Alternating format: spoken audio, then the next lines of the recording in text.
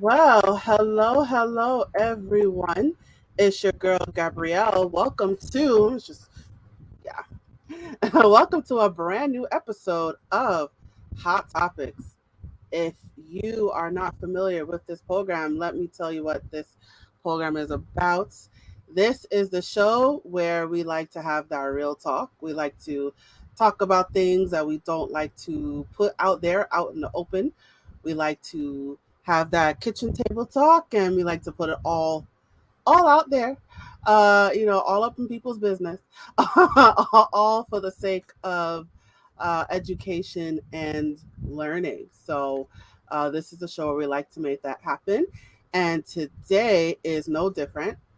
Today, I am excited because I have a guest with me who is going to help me out. And I'm looking forward to having this conversation and seeing where it goes. So, let's talk about the topic for today. The topic for today is video games. That's right. We're going to be talking about video games. We're going to be talking about,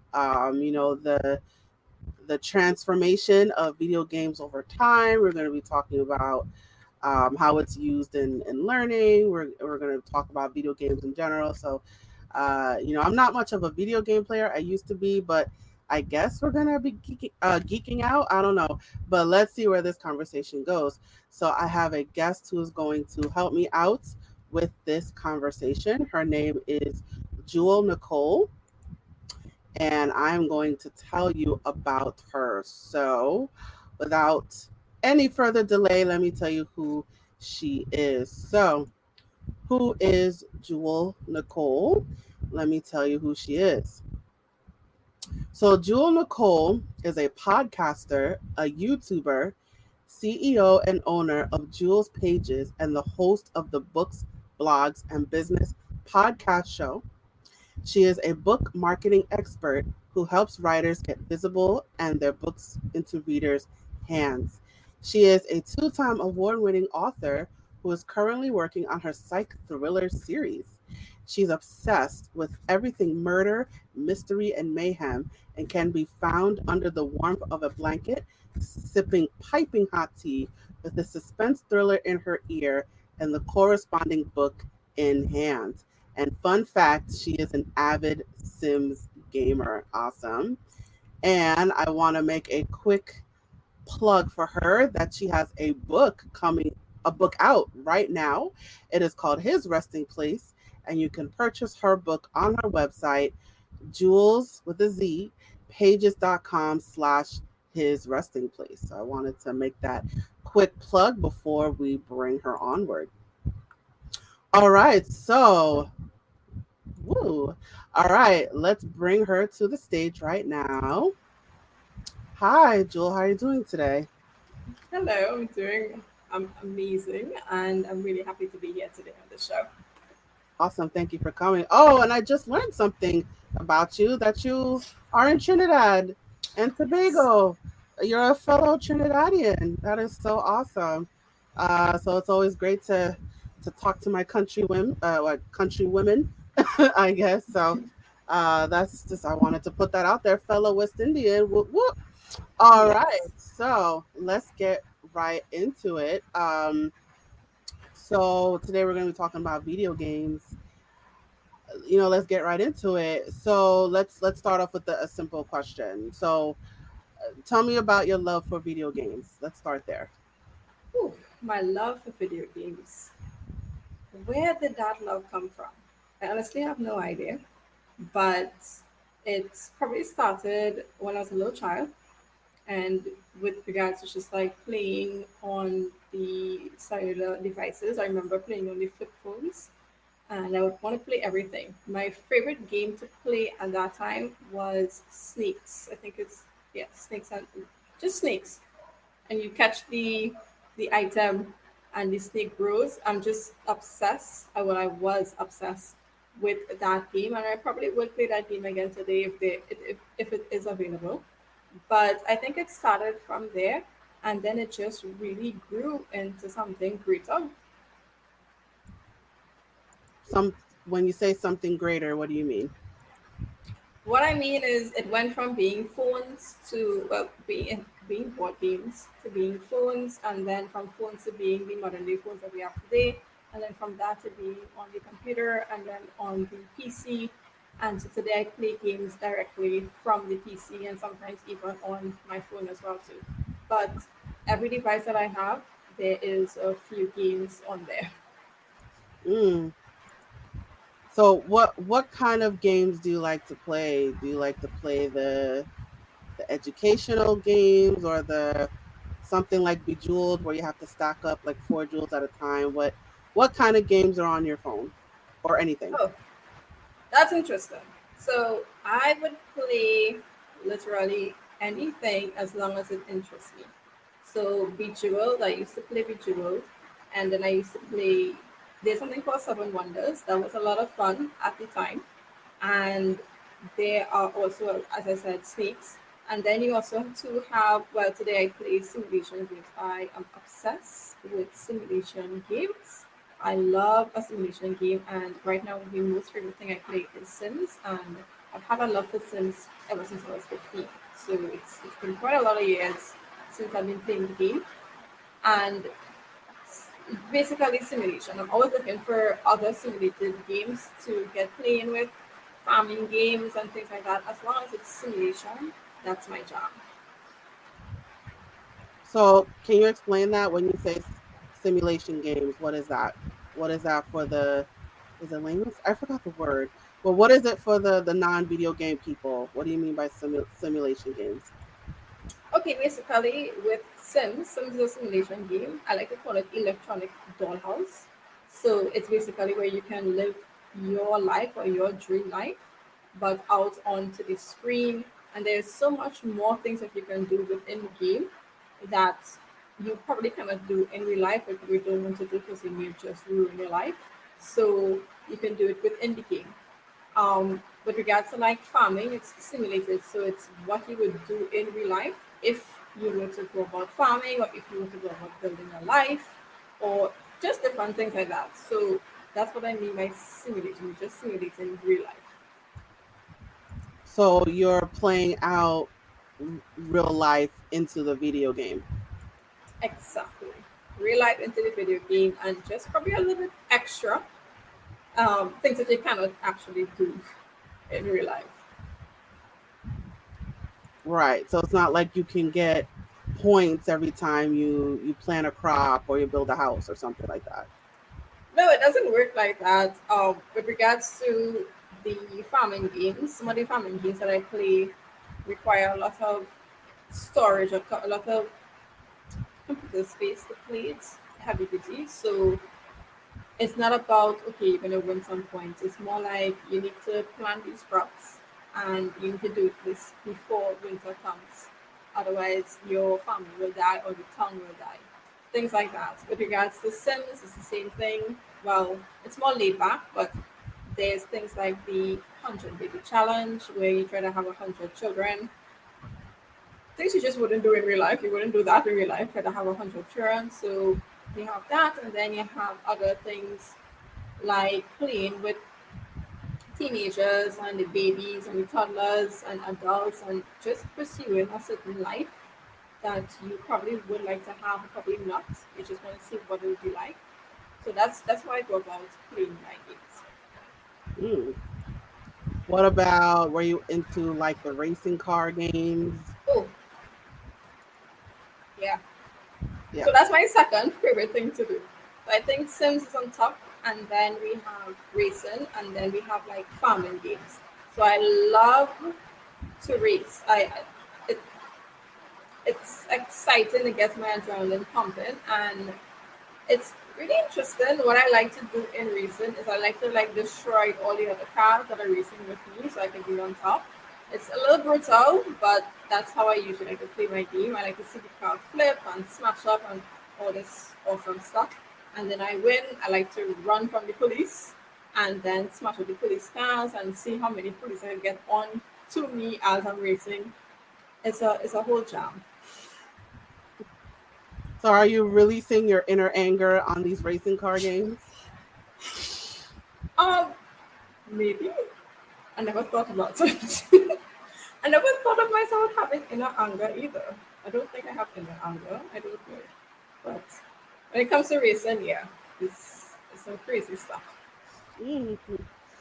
I was always wondering like the psychology of video games. Like, are we projecting some sort of deep dark memory or fear onto these games?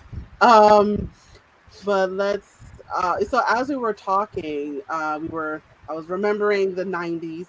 I had like Sega Genesis and Game Boys, and I'm trying to remember Sega Genesis, Game Boy. I think I did a lot of games on the phone. Oh my god, Mortal Kombat. Mortal Kombat was my favorite. Let's see. I'm just the '90s are kind of a blur. So those are those are my games back in the day. Do you remember what you were playing where you were younger?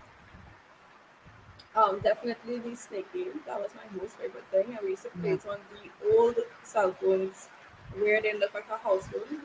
The older, it was called Nokia, but it looked like a house phone, but it was a cell phone. So they had that on it, as well as I forget it had another game I used to play, but I forgot the name of it, where we had the object and you had to jump onto bars before the screen rolls up. I forget what the name of that was, but everything was in black and white. So I used to play that. It also had a computer game called Chip, where you have to try to get to the finish line or unlock the puzzle. It's a puzzle, I believe it was. And you have to avoid the spiders and the snakes and the water, and that was a lot of fun. And I remember that something happened and we got to unlock the entire game, and then we just went crazy playing with it because we didn't want the game to lock back and then we couldn't win. So snakes, definitely cell phone games. I used to play, and well, of course, those computer games as well too. Seven Wonders, things that weren't really high resolution, more pixelated games I used to play when I was younger. As you were saying, computer games, I was thinking of. I think it's Pong. Is it called Pong? Tetris. Oh my god, I remember Tetris, Pong. I think I played a lot of those like building blocks games and things like that. I Yeah, played solitaire. I don't know. Did you play yeah, solitaire? yeah. I did. I played Solitaire, Spider Solitaire. As you were talking about it, now it's coming back to mind. I played Tetris, and I played Solitaire, Spider Solitaire. I did. Also, to this game, what was the name of it? Besides Bejeweled, I did Bejeweled, Mahjong. I played Mahjong on the computer as well too. Yeah, you bringing back memories. Oh gosh, yeah, yeah, yeah. As you know, we are what am I trying to say? We are reminiscing about what was. I'm trying to think what else. So how many hours a day did you say that you played your games back then and compared to now? That's a good question. So so embarrassing. I remember playing for an entire day. It was probably I wouldn't say I probably spent. I woke up 6 o'clock in the morning, and I went onto the computer, and then it was like 11 o'clock in the night when I came off the computer. So that's what 6 to 6, and then to 11. It's like 12, about 17 hours. I think 17 hours was the max I ever played. And I think I did that on a consistent basis. And that was when I was younger and I had nothing to do. And now I probably, if I spend 30 minutes on a game, I spend a lot. 30 minutes, that's a lot for me to spend on playing video games now. Yeah. Wow, 17 hours. So what do you why do you think you you played for so many hours? I know this was back in the day. Why do you think you played for so long? It was super addictive. Super addictive. Sims is one of the most addictive games, especially when you are really getting into it. And they make video games in a way when you finish the first challenge, you always have the next challenge to go to. So you want to get to your next challenge. And so you would say, yes, I just playing for 1 hour again. And then 1 hour turns into 2 hours, into three, and then it's 5 hours. And it's craziness. So the addiction of video games. Also, too, I was younger, so I didn't have much responsibility, or I wasn't really thinking about the things that I wanted to do. Or, I want to become this, I want to become that. I'm just thinking I want to play this video game right now, and I want to finish it. So that was another reason too. I didn't have much responsibility in life when I was younger. It was there, and I probably thought in my brain that I one day I would not have it, so I need to utilize it right now. And that was my driving force. I really wanted to just achieve the challenges as I played the game. I was looking forward to that. Hmm. And I also think the games were designed in a way for people to keep playing. So like there's whenever you achieve something, you win a prize, or there's a boost, or there's a little bell, and you like that sound, so of course you keep getting the prize, or you keep getting the bells, or you keep getting the points. I think it's called gamification. Um, so I think the games were designed for kids uh, to keep playing it Yeah. because of the I think it's like operant conditioning. If we want to be psychological, but basically it's like gamification, where every time you do something, hmm you achieve a little prize, and you want that prize, so you keep doing it. What do you think of that? I agree with you. I think it's definitely that in truth, because once you complete the first challenge, your brain tells you if I can do this first one, I can do the second one. And if I can do the second one, I can do the third one. And that's how it goes. And you don't really recognize that time is passing and you need to get other things done. So definitely they made the games to keep you there. They really do make games to make you just sit there and play. And I think also too that's another reason why we have games on the tablets and the phones as well too, because while you are probably waiting in the doctor's office or you're traveling, they make it in a way where, oh, just open a game and start playing. So wherever you are, you could play your game and you can get that instant gratification from your game. So I agree with you. Awesome, awesome. All right, so let's talk about the transformation of games over time. Tell us your thoughts about that. Ooh, for me, um, I think long time games taught us something. I learn a lot from video games. I think today video games also to teach us as well too, but I think with regards to, let's look at the positive aspects. With regards to like graphics, one thing I hate is pixelated games. I don't like pixelated games anymore. So high resolution, high graphics. That's one thing that definitely has transformed in recent times. With regards to video games, also to how big the game is, how many persons can play at the same time, like multiplayer. I love multiplayer, so you can play with different persons and you don't have to be within your country, it could be around the world. That has definitely changed because when you were playing on the phone, you had no multiplayer. So now we have that, and you could talk to other persons in different parts of the world while you're playing with them. So that's also too a very interesting positive change as well too. Um, Games also too. Some games come with prizes, as in you play live games, so you can win those prizes one time, or you can like win money and things like that. So that's another advancement of video games in a very positive aspect with regards to that. Um, yeah, I think that's about it with me and that.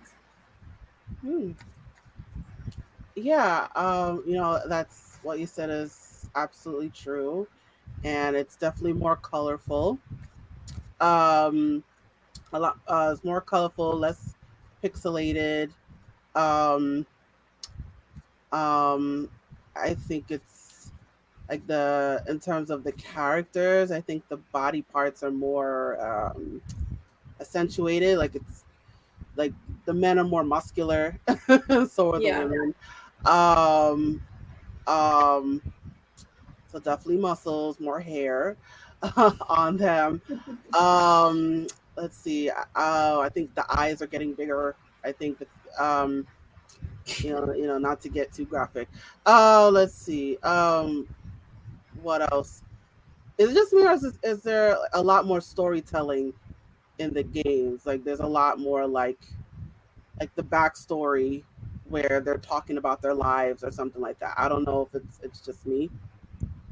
No, you are correct with regards to that. For instance, because I think game I play now is mostly Sims, and there is a lot of backstory with every expansion pack. There's something new to tell, and they tell you, okay, this is what you can do with this, and if you want to tell this kind of story, this pack is for that. If you want to tell this story, this pack is for that. So there is a lot of storytelling in gaming as it transforms, as it progresses time after time. And as you were saying with regards to like how the characters, like how they look and stuff, they are definitely more muscular or they have more shape, and everything is just more colorful and more inviting. It's also too more 3D because long time games was 1D or in black and white. So today it's 3D or sometimes even 4D. You even could experience being inside the game to a certain extent if you play those games where there's like live chats and stuff like that. So you can also be inside the game to a certain extent. But definitely more of that with regards to gaming. Mm. So I wondering if it's also there's a lot more because you were talking about multiplayer games. I think there's a lot more there's a lot more internet games as opposed to games on a console. Um, I know there's like the Wii, and but I think the Wii is connected to the internet, and I think PlayStation. I don't know. PlayStation seems to be getting like the console itself is getting bigger. Um, so I think the machines themselves are getting larger.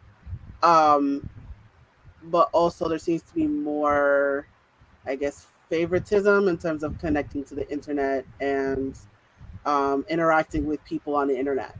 I don't know what are your thoughts on that? That's true. Okay, it's more fun to play the games with your friends, and your friends may not be within your household or within your country. So, having the multiplayer games where you can connect with other persons in different parts is definitely it's more fun. It's more fun to go and come together with them and go on missions and get prizes or get whatever you have to get once you have your friends with you. So instead of playing by yourself, I mean, doing a lot of things by yourself is not as much fun as when you have someone with you. So I like how they include the multiplayer because you can do it with many people, and that's really exciting. With regards to multiplayer, with also too, I think the the whole getting everything bigger. I am all for that. Bigger screen because I need more screen as far as I'm concerned when it comes to playing a game. I want more screen. So the bigger the screen, the better for me. And the more internet access that you have, things right at your fingertips. Yeah. When it comes to video games, definitely I'm all here for that. So are they still doing the consoles? Because I feel like I'm thinking like the handheld games. I don't know if I think there's PlayStation. I'm trying to think of the handhelds.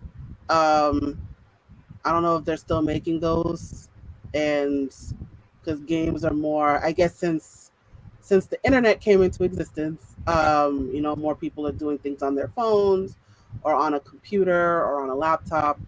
I'm not sure if there's a lot of consoles that are out there. I'm not sure either. I can't even remember if I actually played on a console before.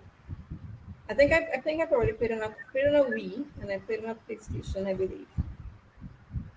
I'm not too sure like the whole difference between what everything is, but I I don't know. I really don't know. I know I like to play using PC, but then I also know like other persons like to use like their PlayStations and stuff like that because I think it's a little easier in terms of gaming, probably more comfortable and stuff like that when it comes to gaming.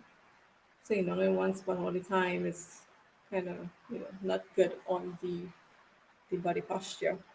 But as with regards to like consoles, I'm not sure if persons like what is the popularity behind that. I don't use consoles. I use straight up PC and that's it. Hmm. All right, all right, all right. So you're a simple girl. If it's on a computer, that's it. Yeah. Um, all right. So let's now talk about applying video games or using video games to teach someone. Tell us your thoughts on that. Yeah, so as a book marketing coach, that's one of the things that I teach my students when it comes to getting their writer's block, to get rid of writer's block, or to get writing inspiration. So I play video games, and I have realized that when I play video games, I feel to write because of the whole storytelling aspect. I always feel to write after I play or while I'm playing video games. Sometimes I would stop playing to go and write. Or sometimes while I'm playing, I'm jotting down notes because I got an idea for a book. And so I found that has worked out for me really, really well to the point where now I'm like, okay, if this is working for me, probably this works for other persons. And so I have talked to many writing coaches and other book marketing coaches as well too, and I find out, do you find that video games are a way to get persons to get writing inspiration? And they always say yes, that they too feel the same way as well too. And then one of the things, if you Google it, one of the topics or one of the ways to get writing inspiration, they always say play a video game. And so I teach my students the same thing. You want writing inspiration, one of the ways, if you like to play games, then definitely play a video game to really and truly get that storytelling aspect or get your mind in the game of writing. It definitely helps. You don't have to write what you want to write in the book at this point. It could just be a side story, it could just be to get your words flowing. But video games definitely helps with writing inspiration and writer's block. Hmm.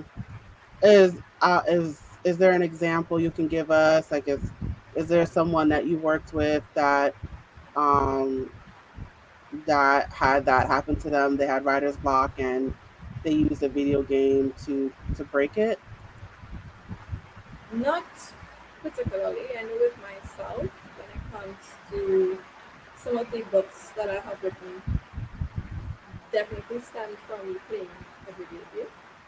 And it's just a simple, for instance, with regards to Sims, the simple living the life making of the children. What happens to me is that I would have an idea of what I want my life to be like on this particular Sims or on this story, and that would transform into a book or a short story, or I would use the game to try out something that I want to put into the book.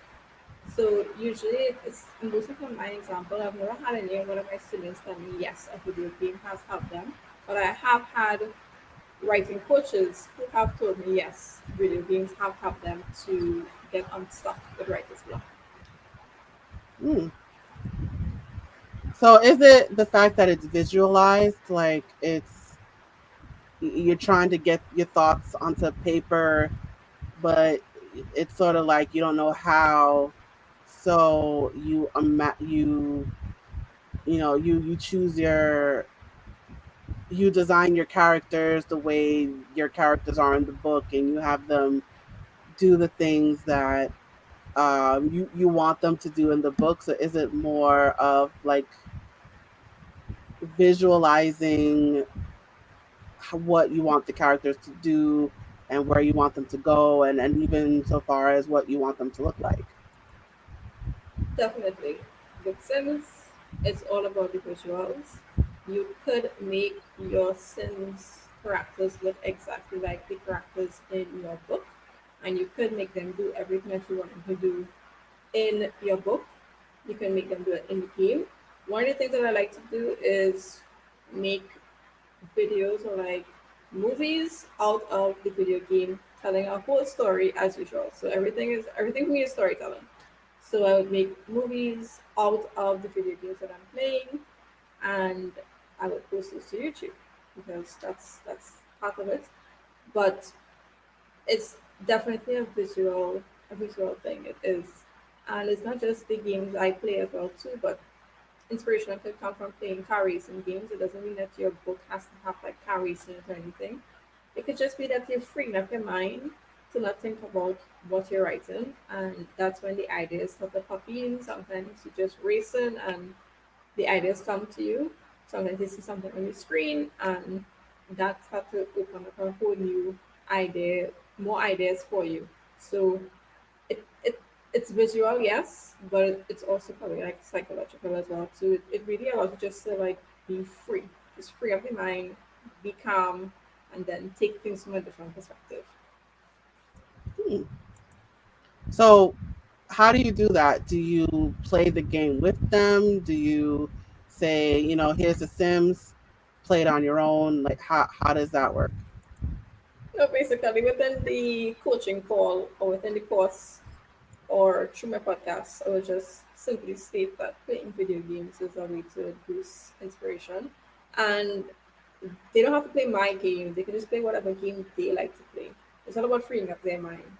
So it's not exactly, I don't go and tell them, well, come and play this or let's play this together. It's not really like that.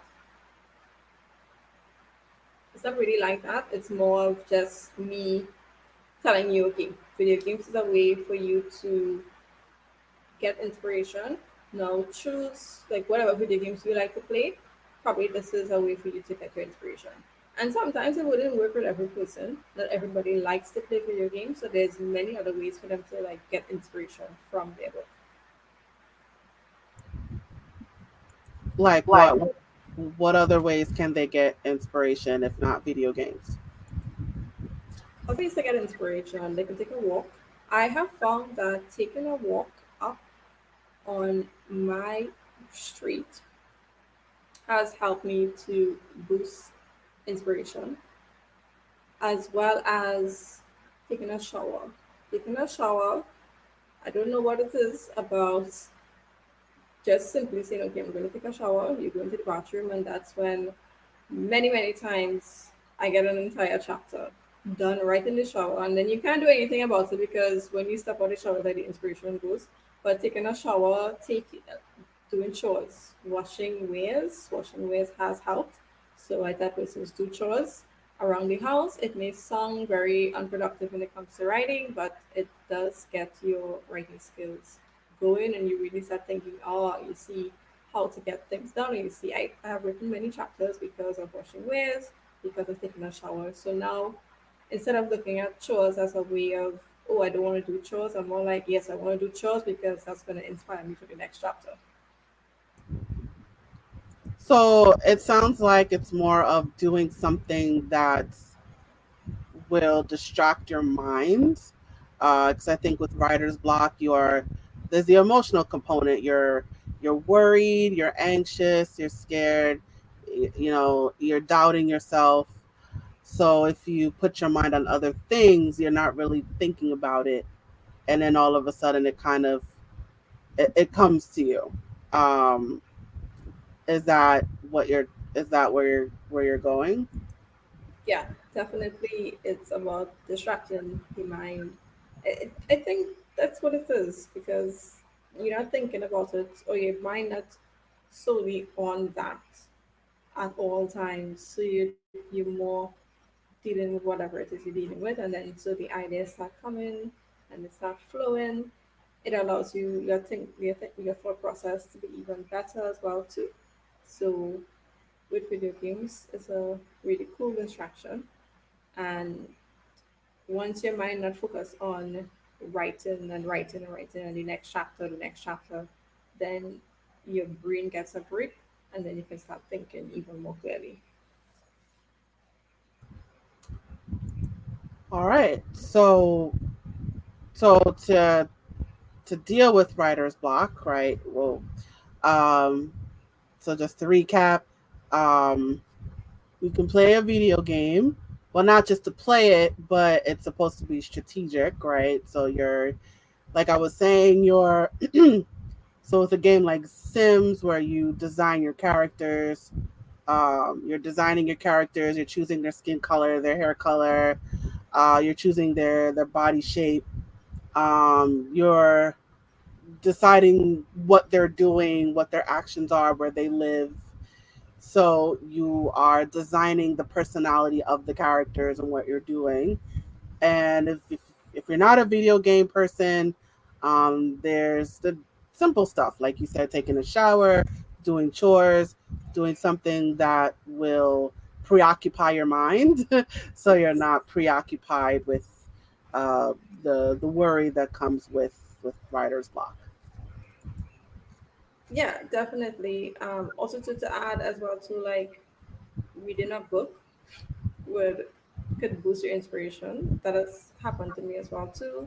You would get ideas from the book that you're reading, and you'd be like, oh, you get aha moments from reading, taking a rest, like going to sleep, literally going to sleep and waking up the next day, and looking at the book with fresh eyes is another way to boost inspiration. The boosting of the inspiration is just really simple things that you could do. It's just about clearing your mind, just distracting yourself a little bit, so that the ideas could definitely flow. All right, simply put, you nailed it right there. Simply put, and it's great advice. All right, so I think we can start to wind things down. So, do you have any final advice that you'd like to share, or any words of wisdom that you'd like to share with our audience? One thing definitely is when it comes to writing, if your audience is about writing, that you shouldn't give up. It does take a while, it does take time. And so if you are experiencing writer's block, or some persons don't really even writer's block. So if you're experiencing lack of inspiration with regards to writing, try a video game or try something else that's gonna probably boost that. Also, two persons could write short stories. You can write a short story to boost inspiration. Sometimes the story that you're writing is stuck in that, and so you need another story to distract yourself from that story. It's a whole weird psychology kind of thing, but definitely don't give up.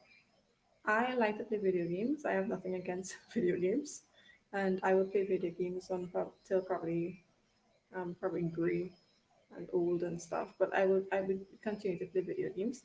So play video games, enjoy playing video games, but also to use it as a way to teach yourself certain things. Because video games has definitely helped me with certain things, and I have learned a lot. So don't just play it and enjoy it that way, but also to see it as a learning lesson for you as well. Fabulous, fabulous. Well, thank you so much for that, Jewel. That is such great advice. So, you guys, it's promo time. All right, so Jewel is all over the web, you guys. She's all over that social media. So you can learn about her services. You can go to her website. That's jewelspages.com. Let me just spell that out for the listeners. It is www.jewellzpages.com. pages.com, and she is all over that social media. So she got a Facebook page and a Facebook profile, and she's on Instagram. What else? She got Pinterest, she got LinkedIn. Um, did I say Instagram? She got Yes. Instagram, she got TikTok, Goodreads, she got it all, you guys. So I encourage you to, wherever she is, go to her social media and follow her on every single account. I want you to stay in touch with her and, learn more about her and her services. So, of course, all this information will be provided to you in the description, especially for our audio listeners. So if you're like, whoa, you didn't say what it is, listen, is a lot. So go to the description and you will get that information there. Um, Jewel, do you mind talking about your business a little bit? No problem. So I am a book marketing coach. So what I do is I help writers to get visible and get their books into readers' hands. I help them with the finding out their ID readers. I help them with website building, and I help you also to build and grow your email list. So I help you to establish the foundations of book marketing. And once you have that established, then from there you can grow. With regards to helping persons to write, once you know who your ID readers are, writing becomes easier, marketing becomes easier. Everything basically becomes easier in writing, the whole publishing process, when you know exactly who you are writing for. So when you know who your ID readers are. And so I help you with that foundation, especially. And then we expand from there because once you know your ID reader, then you can build your email list and then you can also to build your website. So I help you with all those things as well too. And I have a mini course that I help you through. So I have a podcast and I have a mini course that I help you to get that done. And at the end of that, you would be set for life. Awesome, awesome. I don't think I have your podcast information. What's the name of your podcast and where Oh, can people? it's on my website, but it's jewelspages.com/podcast. All right, you guys. So she got a podcast too. So there you go. Jewelspages.com, Jewels with a Z.com/podcast. You can listen to our Yes. podcast there. It's called Books, Plugs, and Business. Yes, awesome. And I want to make sure we get this in. You have a book. It's called His Resting Place. Can you tell us about the book? Oh, so His Resting Place is something that I wrote when I was 11 years of age. And I was going through a very rough time in life. And so the it was for a project in school. They gave us a picture, a black and white picture of a train track, and they told us to write something from that. And because I was going through so much craziness in my life at that time, I decided to write about that because that's craziness. So, and I guess another reason why I'm on Mr. Trader author today, I'm just all about that murder and mayhem. So I wrote about that, and it's about an old man actually, who experienced tragedy when he was younger, and now he is recounting his tragedy or recounting his life before, and just in his last final moments of life. And so it just runs you through what really happened. And this is basically the first book in the series, sort of, because I do want to continue on with it. Awesome, awesome. So, you guys, so go to her website. It seems like everything is on that website. So go to that website. I'll just say it again: www.jewelspages.com/his resting place. You can go get that book on her website. I'll just spell it again. It is JEWELLZPAGES.com. And of course, all of this information will be provided to you in the description. You know what's Okay. interesting, Gabrielle, is Yes. that everything is on the website because that's one thing I teach my students. The website is your central hub for everything that you do. So if someone looks you up, they go directly to your website. So I have everything on our website, even if it's being redirected, everything is directly on the website. So if you go onto the website, jewelbridges.com, you can find a navigation for every single book. All right. So there you go. There you guys have it. So everything you ever want to know, think and feel about Jewell Nicole, it is on that website, you guys. And she just gave y'all a free business tip for the entrepreneurs that are listening. Get a website. Okay. That And make sure everything it is on that website. That is your Bible, your business Bible. yes, So yeah, she just gave y'all a free business tip, you guys. So take advantage of that. Any entrepreneurs, budding entrepreneurs, she just gave you a tip. Get a website, put everything on that website. That is your Bible. All right. So Jewel, thank you again for coming on the show. This was awesome. yes, Thank you for coming on the show. it's my pleasure. I had a lot of fun. Awesome. I hope so. I hope you had a lot of fun. Yes, it was a lot Oh, of fun. awesome, awesome. All right. So I will put you off camera now. And it is just you and me, guys. Oh, I didn't put my podcast. I'll just say it. All right, you guys. So we have reached the conclusion of our episode. Thank you so much for joining us today.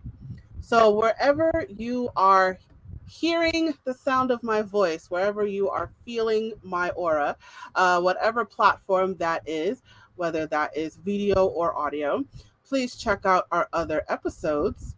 And don't forget to subscribe and follow, right? So, uh, definitely stay in touch with us. And while you're at it, please let us know what you thought about this episode by leaving a comment in the comment section or in the comment thread. Gabrielle, would love to hear your thoughts about this episode. And as a reminder, this podcast, I used to say web series, I got to get into this habit. This podcast is a production of A Step Ahead Tutoring Services.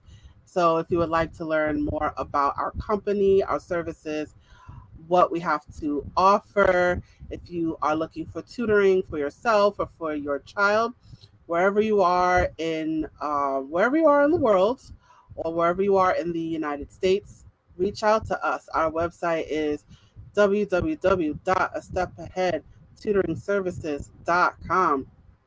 And I encourage you to seek us out for tutoring services, because when I'm not even gonna say if, when you reach out to us and you mention that you heard about us from Hot Topics, we will give you 15% off 6 hours of tutoring, you guys. I'm going to say that one more time. We will give you 15% off 6 hours of tutoring when you mention that you heard about us from Hot Topics. So that should be a big incentive for you to get that tutoring. And I also encourage you to sign up for our email list and our texting list. You will receive exclusive announcements, promotions, discounts, and you will learn about everything that is A Step Ahead Tutoring Services. I encourage you to sign up for our email list and our texting list. That information will be in the description as well. And for those of you who happen to be watching this on video, it is scrolling at the bottom of your screen right now. And I just want to make sure I throw this in there. I forgot to uh, mention this, but um, we have a podcast. So this episode that you are watching right now, it will be on audio. So our audio podcast, you can hear us on, I'm trying to think, we're on Apple Podcasts, Spotify, um, what else? And a few others. I'm drawing a blank. Apple, Spotify, Spreaker, Deezer, um, and a couple others. It's not coming to me, but we are on a lot of podcast platforms. So if you can't get enough of us on the video, hey, we are on audio. So check out our audio episodes. We are wherever you hear a podcast. Look for us. Hot Topics. Okay, awesome. All right, so I'm just going to share this final message before we officially close. Hey there, have you heard of us? We're a small team of tutors here at A Step Ahead Tutoring Services. We believe that education and information should be accessible to everyone, regardless of income, race, or creed. We're dedicated to making this happen, but we need your help. Please consider making a donation to our company. No amount is too small. Your donation will allow us tutors to remain employed, offer free and low-cost services, put on productions like this web series, and reach out to families nationwide. With your help, we can tackle the academic challenges of our students and the emotional, mental, and behavioral changes that result from these challenges. As a bonus, we can improve our communities in the process. Support us today. Send your donation by Cash App to $ASATS 2013, by PayPal or Venmo to @ASATS 2013, or by Zelle to success@astepAheadTutoringServices.com. For our Facebook Live viewers, you can also send us a star. Your support means a lot to us. Please note, we're a for-profit company. We're not a charity. Your donation may not be tax deductible. Please consult a tax professional.